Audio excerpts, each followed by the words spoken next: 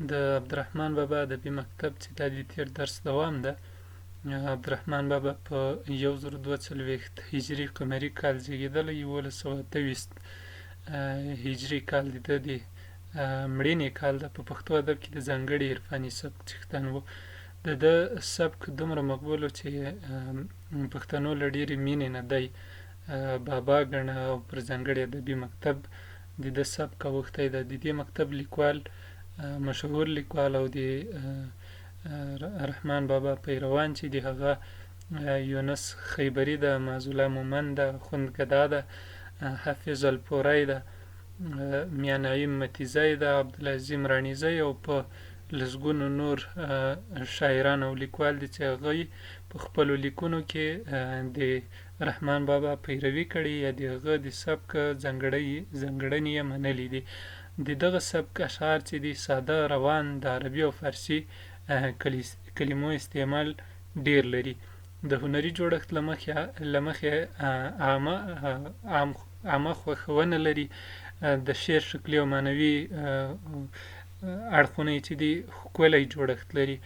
اوږدې غزلې لري، فکري نوښت لري، د تمثیل، حیرت، حکمت، فلسفې او متلونو خصلت د دوی په سبک او شعرونو، بیتونو او مصرو کې ډیر زیات ده.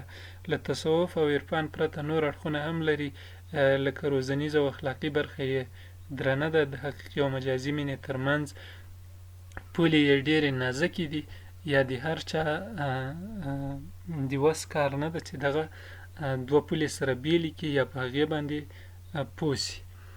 ورپسې چې دی حمید هندي ادبي مکتب ده. په د دغه سبک بنسټګر په پښتو ادب کې چې ده هغه حمید مومند ده. په پښتو ادب کې لومړنی هندي سبک چې په ابتدایي شکل باندې رامنځته کړی ده هغه حمید مومند ده.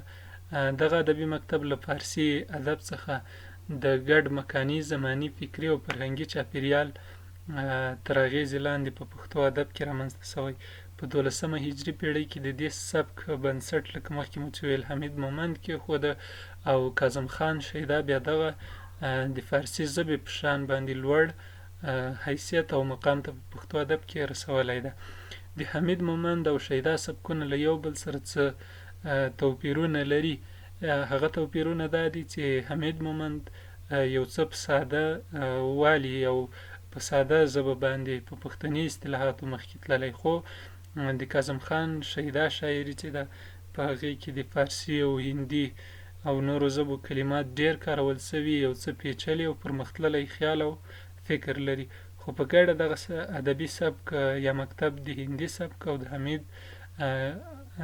حمید او کاظم د نازک خیالۍ د ادبي مکتب په نوم یادیږي. دغه راز یې مشهور لیکوال قلندر افریدی، محمدي صاحبزاده، حنان بارکزی، کامګار خټک، بیدل اشنغری، علی خان او نور دي.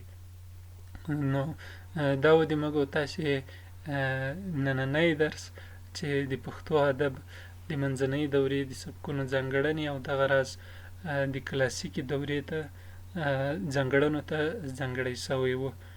تر بل درسه ښې چارې پاک الله مو مل شه.